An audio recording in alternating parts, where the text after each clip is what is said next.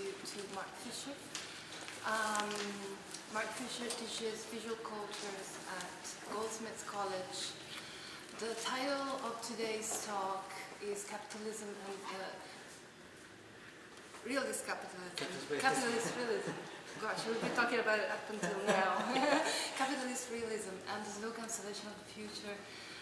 What we will do is sort of draw on the last two books that Mark Fisher wrote.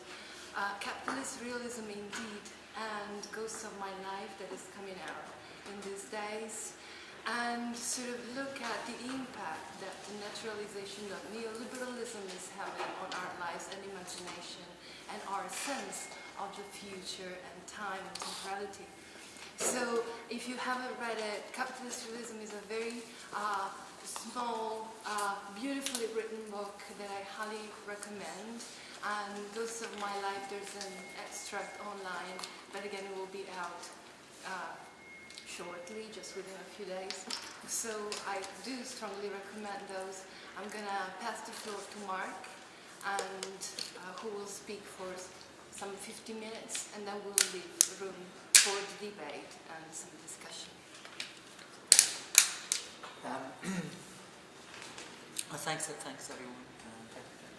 To Francesca and Lucio for inviting me. And I apologise for speaking in English. I always find it strange coming to someone else's country and speaking in my language. But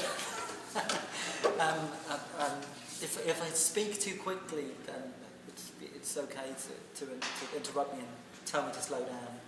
Because I have a tendency to speak too quickly even for English people. So don't be concerned about raising my attention to that if I start to do it. Okay, so I'm going to start with two epigraphs, two quotations. The first from Franco Bifo, who provides part of the title for what I'm going to say today. It's from Franco's book, After the Future, that I took the phrase, the slow cancellation of the future. And what Franco says to explain that is that when I say future, I'm not referring to the direction of time. I'm thinking rather of the psychological perception which emerges in the cultural situation of progressive modernity, the cultural expectations that were fabricated during the long period of modern civilization, reaching a peak after the Second World War. These expectations were shaped in the conceptual frameworks of an ever-progressing development, albeit through different methodologies. The Hegel Marxist mythology of Alf Hebel and the founding of the new totality of communism, the bourgeois mythology of a linear development of welfare and democracy, the technocratic mythology of the all-encompassing power of scientific knowledge, and so on. My generation grew up at the peak of this mythological temporalization, and it's very difficult, maybe impossible, to get rid of it and to look at reality without this kind of temporal lens. I'll never be able to live in accordance with a new reality, no matter how evident, unmistakable, or even dazzling its social planetary trends. Okay, so Franco is a generation older than me, but I still feel I'm on the same side of this thing as he is. I grew up with that sense of mythological temporalization, that sense of movement towards the future. But also, there's also a sense of the future rushing in. So the sense of being abducted, or constantly, or perhaps not constantly, but periodically surprised by new cultural developments, which even a few months before would have seemed unprecedented. It's this, and partly what I want to talk about today is the disappearance of this sense of surprise now. Two things, actually. First of all, the disappearance of the sense of surprise, and its replacement by a sense of repetition, homogeneity, pastiche.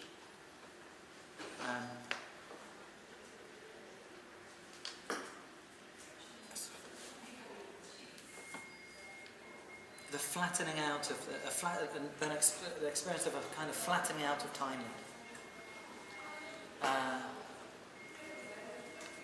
So that the surprise is gone, and also the sense of narrative of time is gone. The sense of culture being marked and marking time, you could say.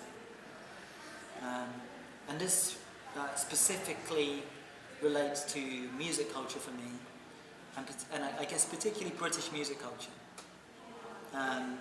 From and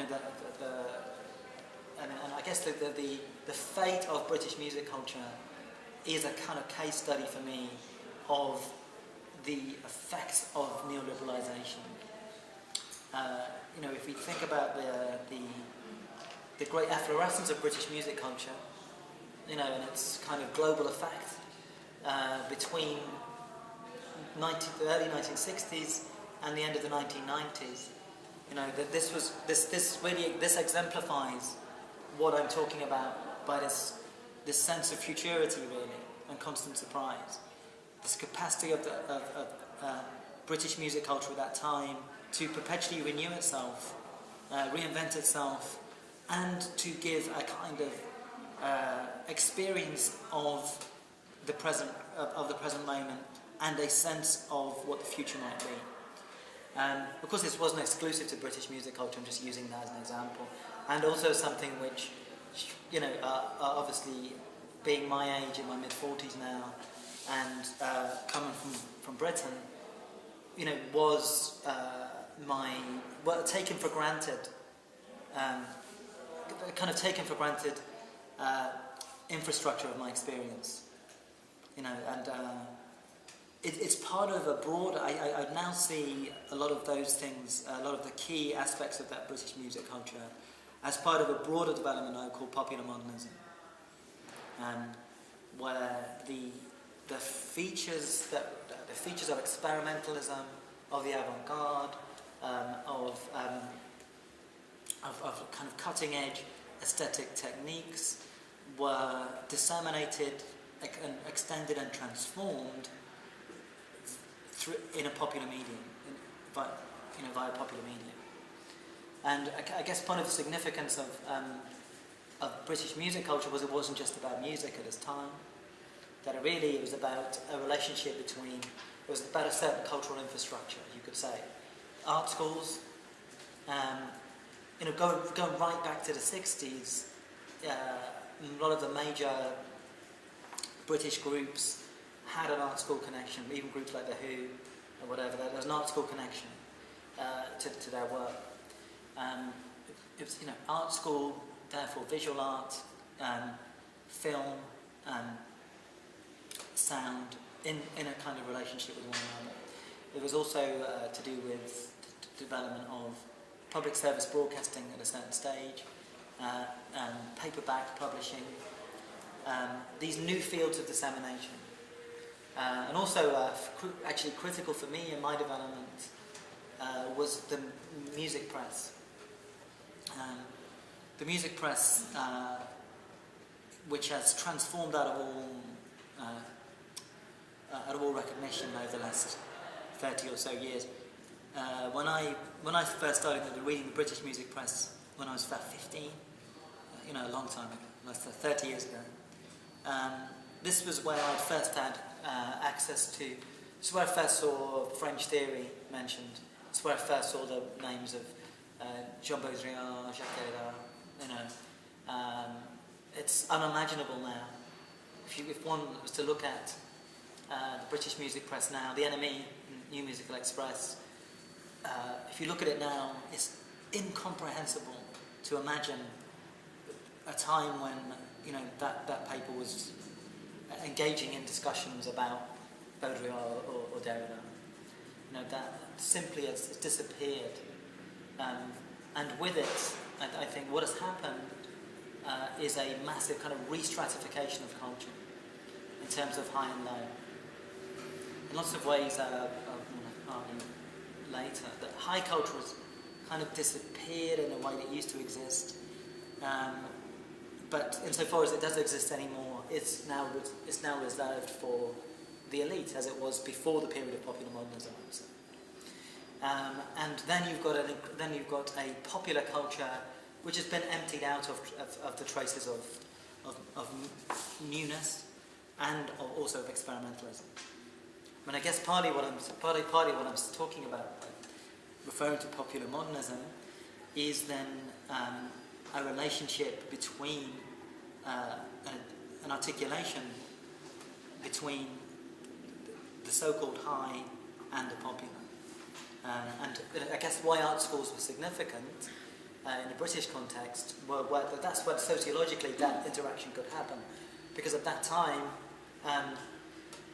art schools were where working class youth would go to have access to resources of high culture. But I guess what was also significant about that moment was that then these members of the working class who had access to art schools didn't simply reproduce the already existing forms in the already existing arenas. Instead, they used the knowledge and resources which they'd acquired as a result of being in those spaces to produce new kinds of culture and produce new kinds of cultural spaces. And I think that's why British music, why it was able to spread so much and propagate around the world, was because of this production of a new kind of space, a new kind of weight for popular culture. And partly what I'm saying then is part of what was important about that period was the openness of what could be popular. I think when things started to degenerate in this debate was when there was, let's say we started off with elitism, which would maintain that anything popular was rubbish. I guess that Adorno's work on popular music, let's say, would be an example of that. Although I think Adorno is more sophisticated than he's often given credit for. But nevertheless, Adorno's idea that there is the determinate qualities of the popular, let's say. In Adorno's formulation, there's the popular and there's the serious. It's interesting, because that's a kind of jump of taxonomy, you could say. The popular is not necessarily opposed to the serious, actually. But in Adorno's construction, that's how it was. I think when I'm talking about popular modernism, then I'm saying that that's a challenge to that idea. Is that the serious could also be the popular, and that was what's significant about that moment, which I think is now a past moment, actually. But perhaps then we could turn to, this is typical of my talks, where I said I would start with two quotes, I haven't even got to the second quote. The second quote is from Frederick Jameson, about modernism itself. What drives modernism to innovate, Jameson writes, in a singular modernity, is not some vision of the future or the new, but the deep conviction that certain forms and expressions and procedures and techniques can no longer be used, are worn out or stigmatized by their associations with a past that has become conventional or kitsch. Just read that again. So what drives modernism to innovate is not some vision of the future or the new, but the deep conviction that certain forms and expressions, procedures and techniques can no longer be used, are worn out or stigmatized by their associations with a past that has become conventional or kitsch. And my simple claim is that practically everything today is kitsch in Jameson's sense, in the sense that Jameson's referring to here. What I mean by that is exactly that it is. It's rare to. It's back to this thing I said at the start. It's rare to encounter something that does not feel already familiar now. And this is, I guess, one of the paradoxes that I want to point to, and to do with modernity or post-modernity. It's worthwhile just pausing on Jameson a moment, and I think, and just talk a little bit about why I think his work is so significant. So Jameson is perhaps best known still for his theorization of postmodernism. And I guess a lot of my work is, I see as a continuation of certain aspects of Jameson's work. Jameson famously claims that postmodernism is the cultural logic of late capitalism.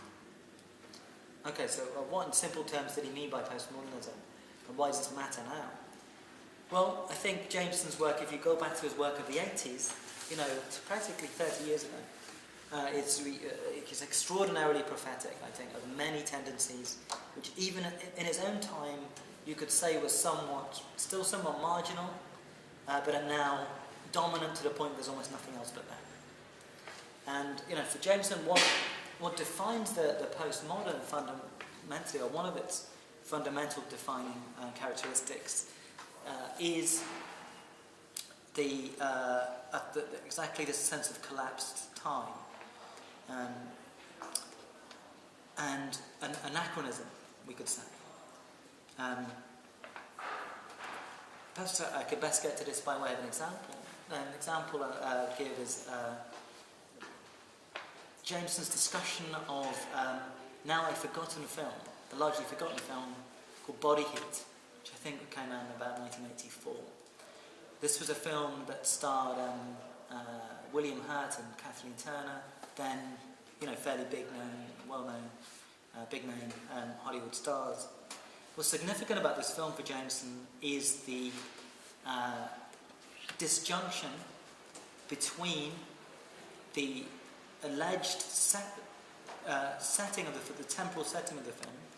It was set in the then present day in 1984. The disjunction between that and the form of the film, what it feels like to watch it as well. The form of the film is entirely derived from the film noir of the 1930s, according to Jameson. If you look at Body Heat, it feels like that. It feels like you're watching a film from the 30s, and yet, if you look at the branded goods, the technology, it's clearly set in what was then a present day. This anachronistic temporality of a film like Body Heat is now the dominant temporality of practically everything. Practically everything is like that. And particularly we turn to music culture. Music culture almost is too soft. All music of the 21st century could have happened in the 20th. The only difference is the references. So you could talk. You might have someone talking about their Twitter feed in the content. You might have something that dates it in the content, but not in the form. The form is familiar. The form is super familiar.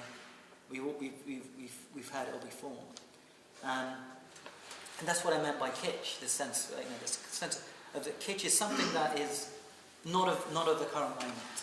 But I think the problem is then that nothing feels as if it's of the current moment, and that there is a failure not only of the future, you could say, but of the capacity to muster the present in culture.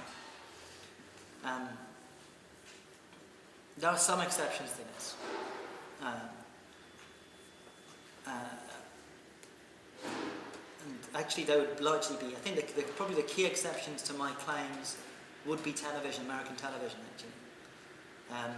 That series like The Wire or Breaking Bad actually seem to be a new kind of form that's specific to the 21st century. And also, something like The Wire I think is significant because of its capacity to actually articulate something about the present. I think these are exceptions, actually, but significant exceptions to a more general condition of kitsch. Even high culture, so-called high culture, is now kitsch. It's not. It persists, like I say.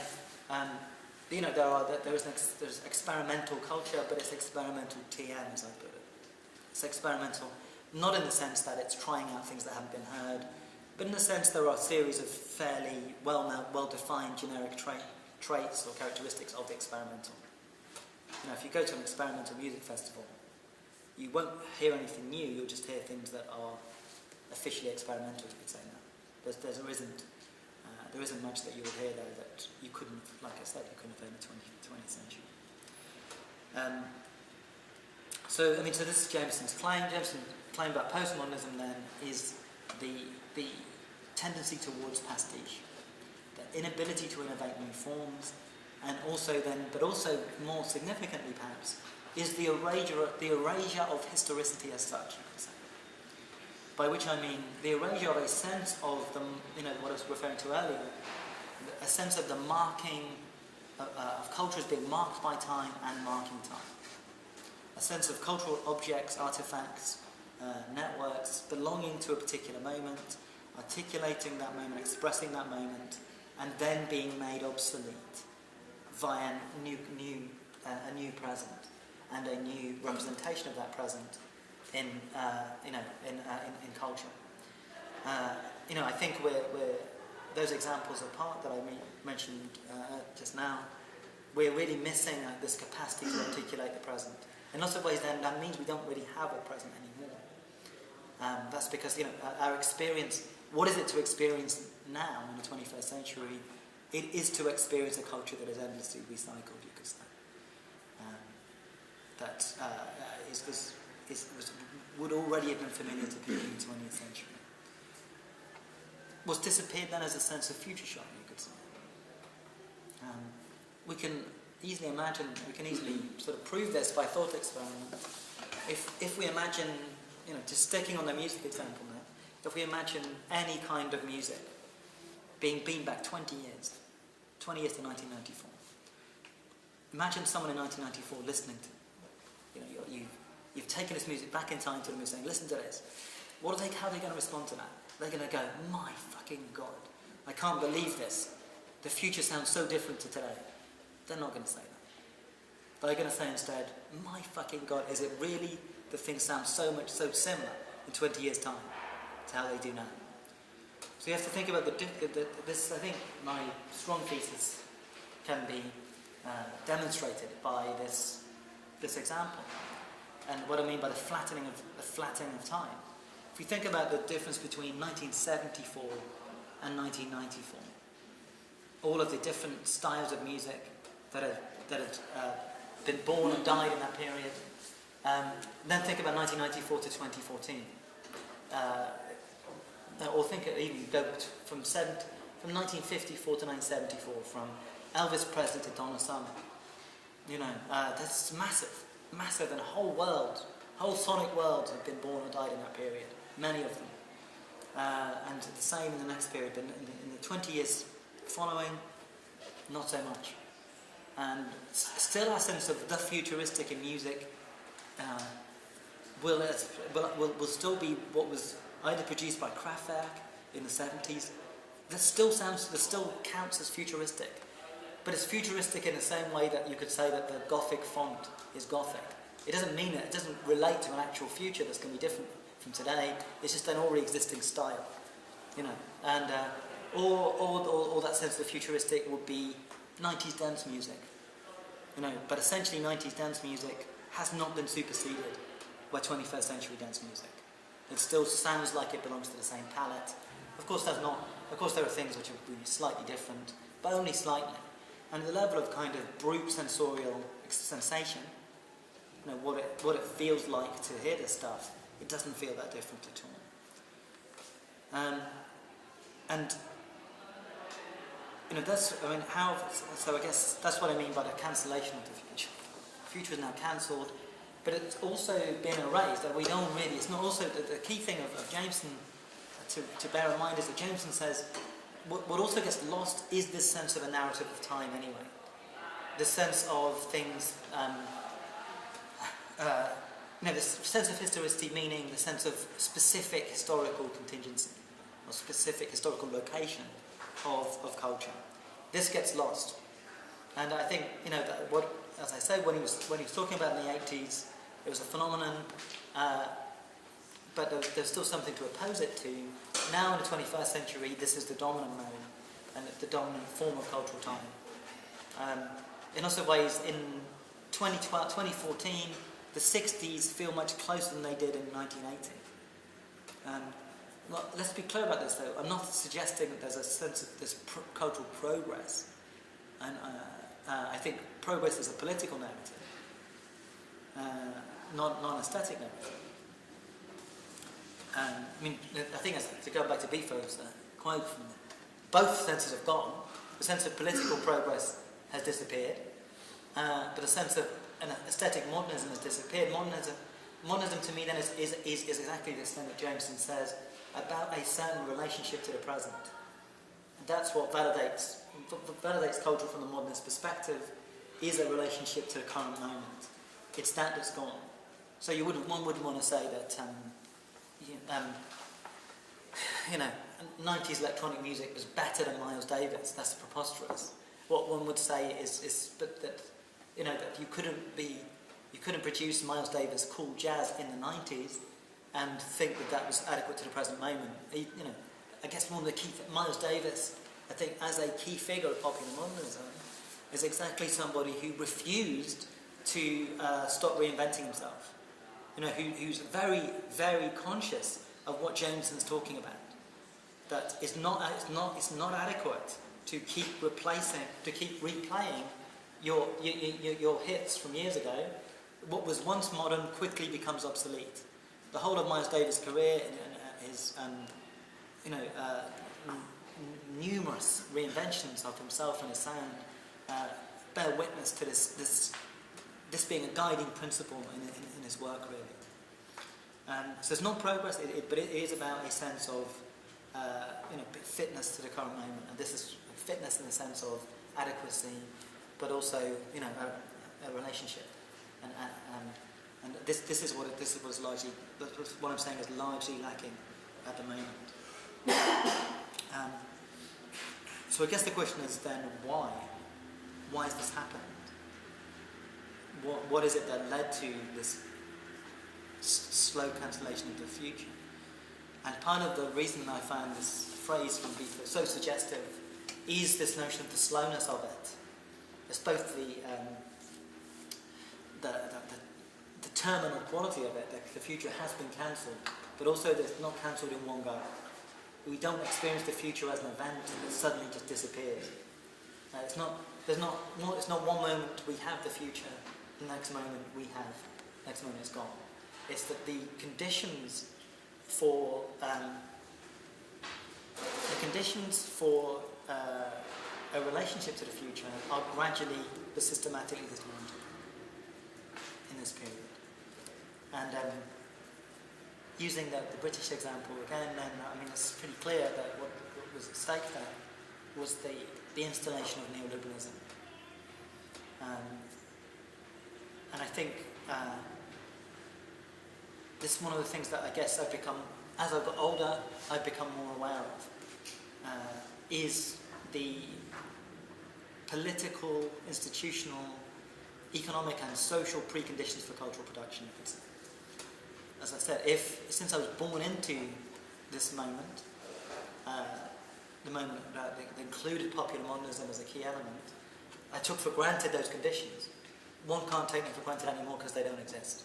Then certainly one becomes much more aware of how those conditions allowed that culture to exist in the first place. Okay, so what do I mean by this? And essentially then, this installation of neoliberalism to the point of total naturalization, that's what I mean by capitalist realism. And capitalist realism can be summarized by another phrase from Jameson, the idea that it's easier to imagine the end of the world than the end of capitalism. Something that's become increasingly true. We can all entertain all manner of catastrophic scenarios about the end of the world now. We're invited to do so by the apocalyptic nature of the news a lot of the time, particularly in relation to climate. The idea that the world can end, that's always in our minds. The idea that there was an alternative to capitalism, that has disappeared largely. Even, perhaps especially amongst anti-capitalists. And I actually think that the formation of anti-capitalism is a symptom of what I'm describing. That the retreat from the positive project of communism to the negative project of anti-capitalism. Not that I'm saying necessarily that communism was the right positive project, but nevertheless it was a positive project. And I think part of the significance of operaist thinkers like Mario Tronti, etc., was to have posited first the movement towards communism, and first, the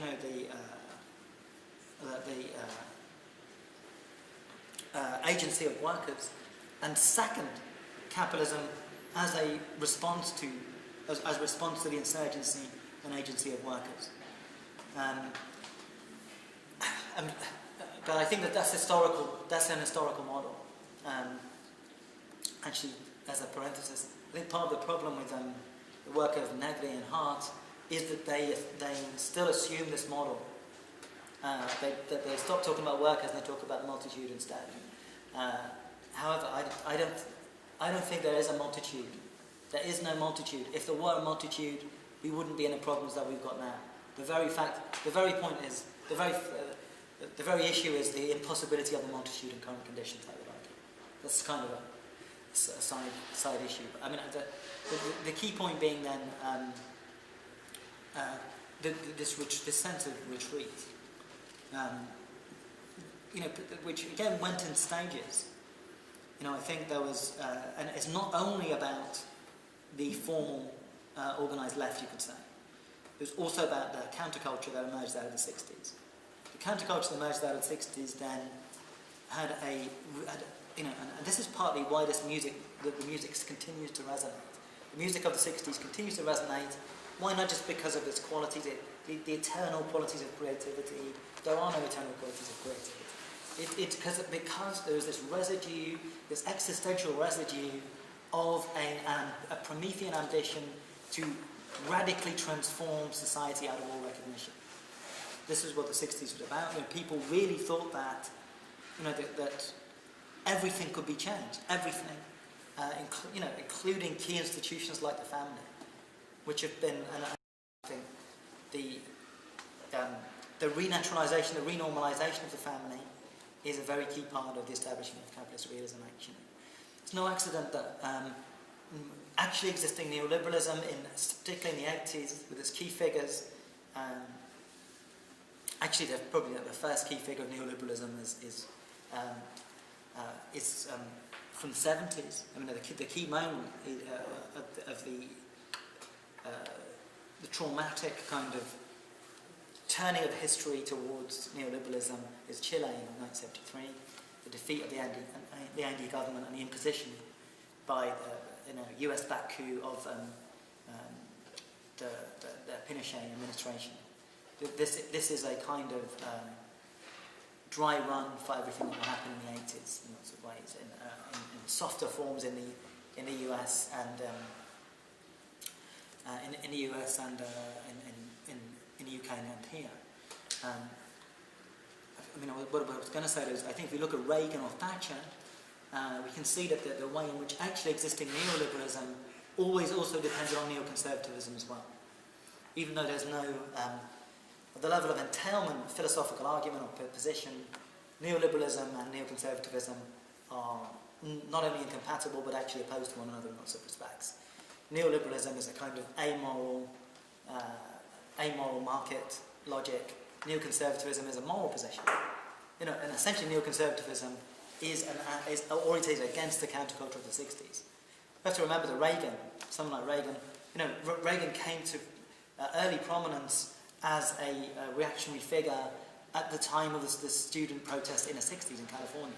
That's how, that's how he emerged as a political figure after his career was a shit actor. Well, many argued that career as a shit actor never ended, and just continued, of course. I think that actually existing neoliberalism always had this neoconservative side. A neoconservative side was a way of neutralizing the damaging aspects of the 60s counterculture. This vision of total psychic and social transformation and rejection of all existing institutions. There was a way of neutralizing that, but the other side of neoliberalism was a way of capturing certain energies from the 60s, you could say. This is the famous. There's lots of famous stuff now on the 60s led to neoliberalism. I think it's much more complicated than that. You know, like the Boltanski and Chiapello thesis of new capitalism, etc. To some extent, part of this. I think it's more complicated than that, as I say. I think the neoliberalism could take on certain aspects of 60s counterculture and set it back as this new form of set it back as a liberation. But partly what's significant about that was the way in which neoliberalism was able to figure the left as belonging to a kind of superseded historical moment. So the neoliberalism seized control of the narrative of history and said there's only one future now, and it's a neoliberal future. The left is consigned to the past. The left belongs to the past. The left is bureaucratic, is top down. The left tells you what you want to do, how to behave. We let you control your own lives. And this kind of rhetoric of autonomy,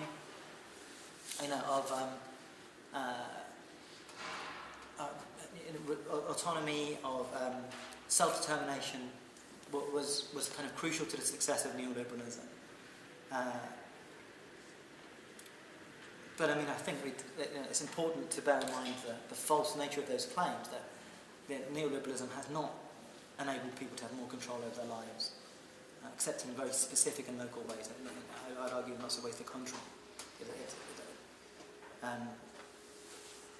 And of course, what was, partly why that was that neoliberalism was, was just technically accurately, the term neoliberalism describes what it was. It was a neoliberalism.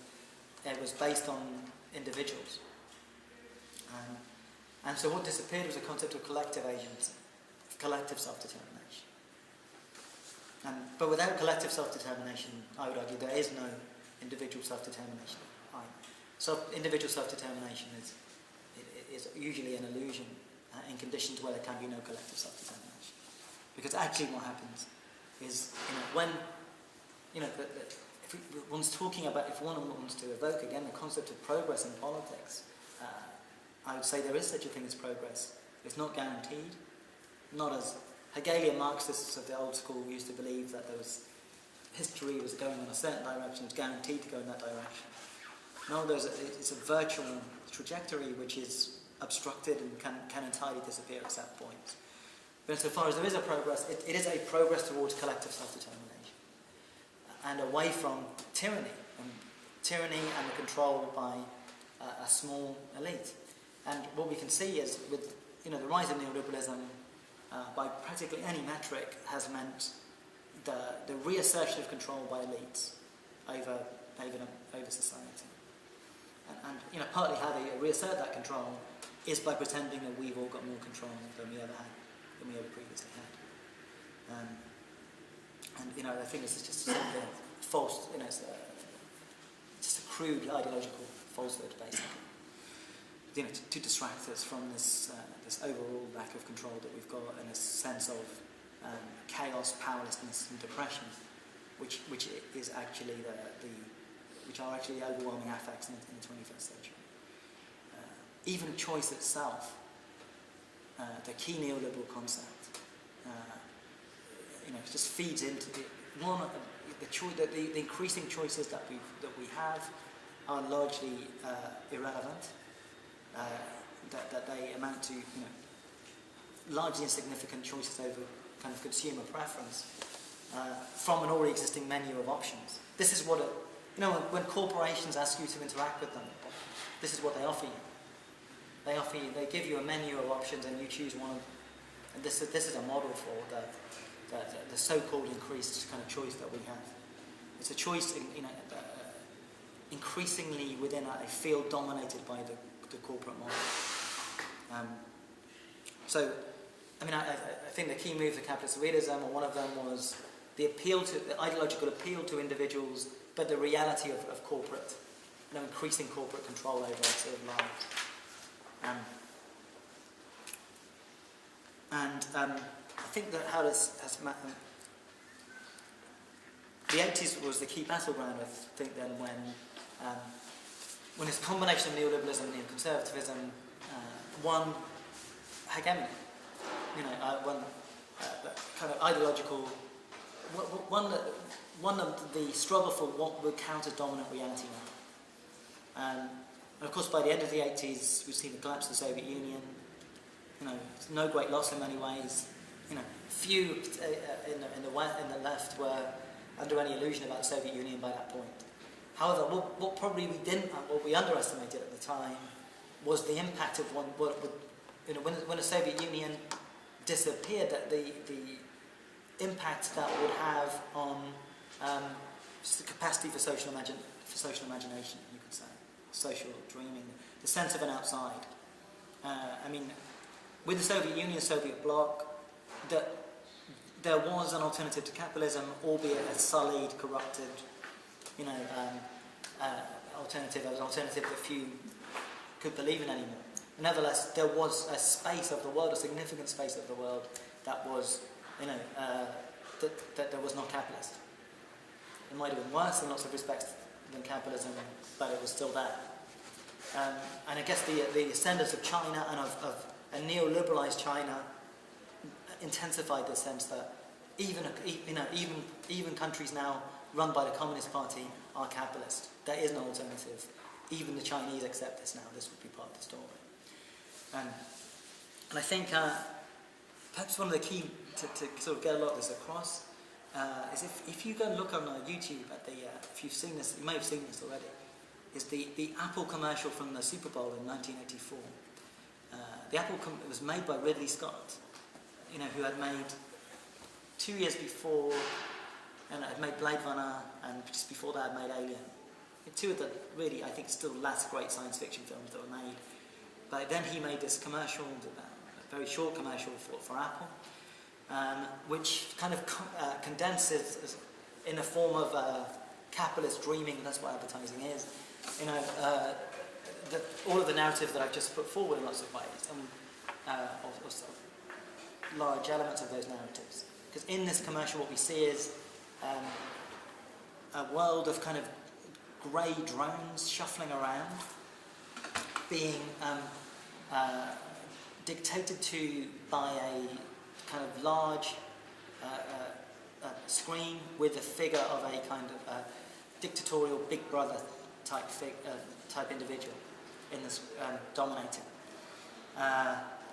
Then what we see is a young woman run on. She, unlike everything else in the scene, is in colour, the colours of Apple at the time, and she's wielding this hammer. She throws this hammer into the screen and shatters it. And the tagline says something like, in 1984 you will see why, 1984 won't be like Orwell's 1984, effectively. And partly this was interesting because it was a form of experimental advertising at the time, highly controversial. It nearly didn't get shown because it doesn't feature Apple products in any way. It's this form of conceptual, affective advertising that we're now used to, where the product is completely off screen and you're being sold the incidental, affective qualities of the product, not the commodity itself. But it's also, it's clearly a narrative about time and freedom, right, and history. Because what is condensed in this figure of grey drones shuffling around, being commanded by a kind of spectacle, is both the idea of the Soviet Union as the outside to capitalism, and the idea of kind of mainframe, big computers, the old computer industry pre-California, IBM, etc. It's dream work and condensation. That these two things are condensed together, that all belong to the past. The Californian ideology would come, and this is what the future will be. And this is what happened. If you want to look at a piece of 80s social prophecy, then that is it. That does predict the world in which we now live, a world dominated by Apple. But what is it to live in that world? Is it a world where we really are more free than we ever were before, where we have more autonomy? No, it isn't that world at all. It's a world where we're more anxious than we ever were before, in lots of ways. I guess the big headline for my explanation of the decline of popular modernism, and therefore the slow cancellation of the future, would be the installation of anxiety into all areas of social life. And then a new experience of time. But it's new at the phenomenological level, at the level of what it is to experience it, but in a seeming paradox, that very newness is what also means we don't have any new culture, you could say. The music critic Simon Reynolds puts it this way, that in the 21st century, everyday life is sped up, but culture is slowed down, you could say. Another way of looking at this is that boredom has disappeared. But that means no one is bored, but everything is boring. You could say that would be the slogan. No one is bored. We don't. Boredom is a kind of luxury now, or you practically have to be a kind of you have to be super disciplined in order to experience boredom. What do I mean by that? Well, you have to withdraw yourself from your smartphone in order to be bored. I mean, the smartphone, part of the significance of the smartphone is it constantly is this constant feed of low-level stimulation which prevents boredom, prevents you encountering boredom. So at the very points when we used to be bored, you know, if you're waiting in a queue, you're waiting for a bus, that's when, or you know, the very moment when someone just says, "Oh, I've got to go to the toilet," or something like that. The very moment when someone does that, what do? Immediately? We immediately reach for our smartphones. So any vacant or empty time is immediately filled in by the smartphone. And I think this then links to one of Bifo's key ideas, really, which is the inundation of the nervous system as a result of what I would call capitalist cyberspace. And I want to use that term deliberately because I want to distinguish capitalist cyberspace from cyberspace as such. We don't know what cyberspace will be like if it was in a world not dominated by corporations. So let's leave that aside. Actually, let's talk about actually existing cyberspace, which is a space dominated by corporations. And we have to also bear in mind then, I think, the way in which the experience of modernity, you could say, has been taken over almost entirely via communicative capitalism, to use Jody Dean's phrase. Okay, what do I mean by that? Well, Marshall Bauman in his book All That Solid Melts Into Air, this gives a kind of account of classic modernity. You know, the phrase from Marx, "All that solid melts into air," meaning that's the experience of modernity then is always this kind of on the edge of this existential abyss, because the experience of modernity is not an experience of a fully constituted totality, which is the modern. The experience of modernity is of constant obsolescence. That, you know, what it is to feel that anything that we now have will be made obsolete by future developments. That does persist, but it only persists in a limited way now. We don't feel that in relation to culture. On the contrary, we feel that any culture from any element of the 20th century can come back and be presented to us as contemporary now. But we do feel it in terms of technology. We do feel that, that in other words, the technological upgrade, in the sense of inbuilt obsolescence. This is the Apple model. This is the Apple business model. You know, the Apple business model is based on the idea that you won't have one iPod, you'll have many iPods. And of course that's because they make it. So there's two things, isn't it? One, they build them so they'll collapse after a certain amount of time. Two, the nature of constantly updating technology means they won't function anymore. Always being able to upgrade or update our formats. And as we know, upgrading seldom means improvement. But upgrading is crucial to this sense of panicked commodity time, you could say. That we're always slightly, even if the commodity is free in a certain way, like iTunes. The sense of that things are always about to be upgraded. That any particular form that we've got will be made obsolete. But it's banal. It's now banal. This isn't banal. It's not, and it lacks the aesthetic dimension that was previously there with modernity or modernism. You could say modernity is this experience of obsolescence. Modernism was a relationship to that, an aesthetic relationship to that. We don't have that aesthetic relationship anymore. We're just subordinated to it. And this means that what characterises that then is this combination of anxiety and boredom, or not boredom, anxiety and the boring. In lots of ways, the 21st century is a banal dystopia, you could say. Even 20 years ago, if we'd have shown pictures of the future to people of, London, I think, worse than anywhere else in Europe, or certainly at a more advanced stage of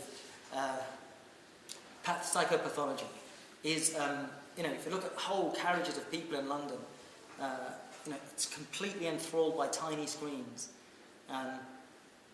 This banal mutation that has happened, the production of the boring cyborg, we've all become boring cyborgs now. We're all cyborgs, we're all attached to our mobile phones, but it's boring.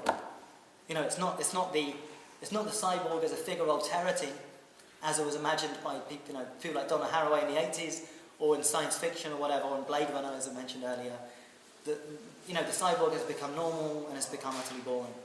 And this form of technology then, this dominant form of technological regime, I should say, rather than technology itself, it has involved this refactionalization,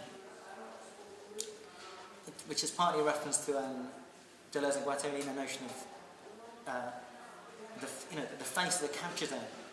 That it's no accident that Facebook, as the name for one of the dominant aspects of this regime of subjectivity, but it's not only that; it's also reality TV, etc.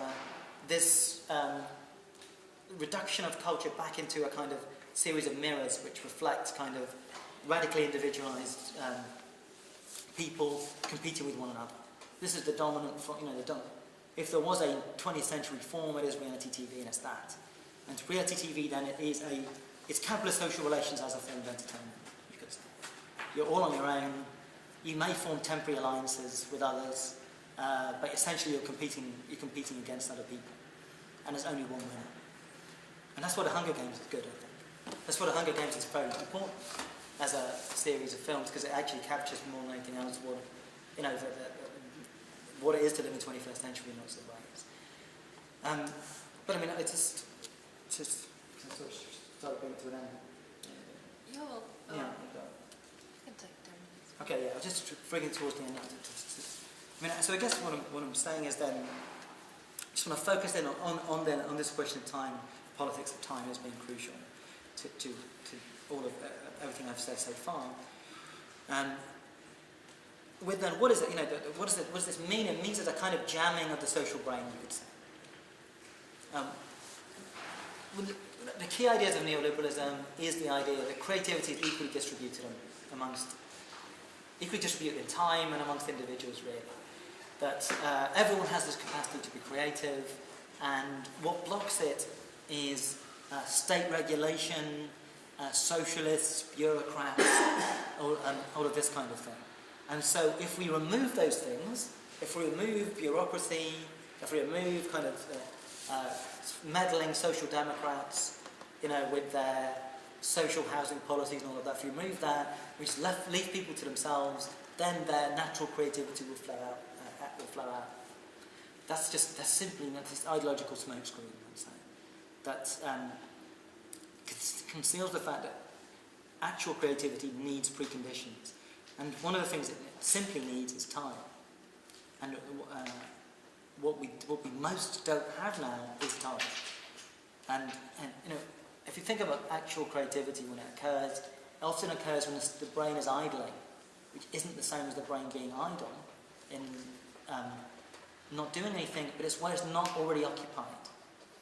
And often, to go back to those examples I gave earlier, often people get their ideas while waiting for a bus, or while lying in the bath, or whatever. Because their brain was somewhat liberated from urgencies, and this is perhaps the key term I want to introduce, urgencies. Now, there's barely a moment in our lives where we're not assailed by urgencies. I mean, what is a smartphone if not an urgency field? You know, that when we pick up, what we have to bear in mind with social media is it's basically a whole series of commands. You can ignore those commands if you want, but your nervous system still has to feel them at an unconscious level, if not a conscious level. I mean, you know, like we used to get commands all the time, but they were somewhat discrete. I mean, discrete in the sense of spaced out. That you know, that they were on advertising billboards, they were on television. You know, you could turn the television off. You know, etc. You didn't carry these urgencies around with you. I mean, I think we need to do a kind of reverse level understanding of what a smartphone is. We don't have a smartphone. A smartphone is our means of interface with capitalist cyberspace. So when you have a smartphone, you carry capitalist cyberspace around with you at all times. And that's unprecedented. You know, all of this ostensibly bleak stuff, Guy Debord, Society of the Spectacle, it's like Jane Austen. You know, it's like a genteel. You might as well be talking about the 18th centuries. But with a smartphone, what you're talking about is it's better, more seen like the face sucker from Alien. That it's basically is an attention sucker and drainer, which is very, you know, whose capacity to drain our resources, our attentional and energetic resources, is massively reinforced by enormous propaganda coming from capitalist corporations, telling us it's great to have one, and also reinforced by work, conditions of work. One of the things I haven't mentioned is, you know, is post-Fordism. So, I mean, of course, capitalist realism, I think another way of looking at it is simply a combination of neoliberal ideology with post-Fordism, you could say. In post-Fordism, their meaning on a simple level, the experience of precarity, of radical precariousness. But I think this extends beyond merely being about casual work. Of course, the casual and temporary work has increased enormously in the period that I'm talking about. It's more that even those people in supposedly secure employment also feel much more precarious than they used to.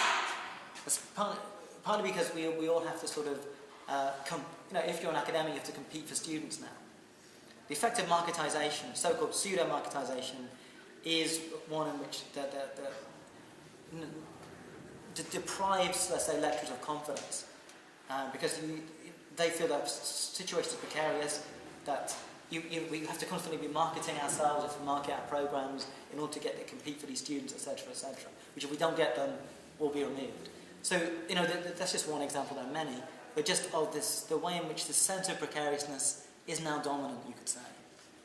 And part of what I'm arguing then is that another aspect is against another aspect of neoliberal mythology, which is that, related to that thing I just said about creativity just emerges if we allow it to, is the idea that security breeds indolence, you could say. That's only if you remove security from people that they'll be creative. This is a total myth. And I guess that this is the power of the British example for me, that the British music culture example is that it's quite clear that music culture happened because people had time to do it. You know, that when they were at art school, instead of doing their courses or alongside doing their courses, they would also form groups. Why could they do that? Because they didn't have 4 other jobs, like students are required to now, in order to fund their education. Why is that the case? Because they had student grants to live on, they had no fees to pay, they could claim unemployment benefit in the holidays, they had social housing to live in, they had, if they didn't have social housing, they could squat in London, and, you know, any number of these things which were the actual preconditions for creativity in that period, which neoliberalism is a project to have removed those. And so this, if we think about now, contrast the acres of time which those kind of art students of the 60s in Britain had with any of us now. That's the significance of the smartphone thing. Is that we're constantly in this urgency field now, and where things flip as well. Part of that is the characteristic of post-Fordism is the experience of the continuity between work and enjoyment. Okay, why do we have smartphones? Part of the reason we say to ourselves, well, because they're leisure objects, we're told it's enjoyable. But also, if we're with our partners or whatever, and we're checking our messages, what's our excuse for doing it? Well, I have to check it for work, I have to check it for work, maybe work is trying to contact me. And it's not that we're just making that up, it's not a lie, it's also true. But it's also false because it's a compulsion. It's a libidinal compulsion, we have to check the phone. And that's what I mean about banal mutation. Boring. We're mutated, our nervous systems are rhythms of time, our micro-behaviours in terms of a whole new kind of interface, a whole new way of cutting up the human nervous system has occurred via smartphones in the last few years. So that's only 5 years, let's say, where this relationship between our fingers and our eyes and the screens determines a lot of our subjectivity. But that's boring. It's radical in the sense that it's whole swathes of the population have been changed to this form of behaviour, but it's also boring.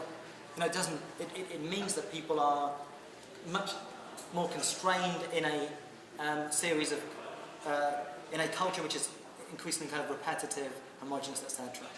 So that is the link then between what I was saying at the start then, big claims about the end of the future and also the end of the present, and the kind of onset of naturalisation of capitalist realism. That we're inside this urgency field, and what does that mean? It means that effectively this is a relationship to dreaming. This is where I sort of want to end up really. Part of how we can see the succession of what I talked about, you could say there was, in the 20th century, first of all, there was the discovery of the unconscious, you could say. Discovery of the unconscious. Unconscious has always been a motor for so-called creativity and a resource, obviously. But there was a kind of reflexive acknowledgement of that in the early 20th century via the influence of Freud and of the Surrealists, who explicitly talked about the unconscious as a resource. Then, capitalism moves in quickly, moves into this kind of dreaming. It then metabolizes this dreaming in the form of advertising, in the form of Hollywood, etc., etc. It's the second phase. The third phase is the elimination of dreaming as such, you could say. It's like a form of, it's a cultural equivalent of the kind of ecological crisis. That the dreaming resources this is partly what I'm saying, the dreaming resources that were built up in the 20th century have now been used up. We don't have them anymore.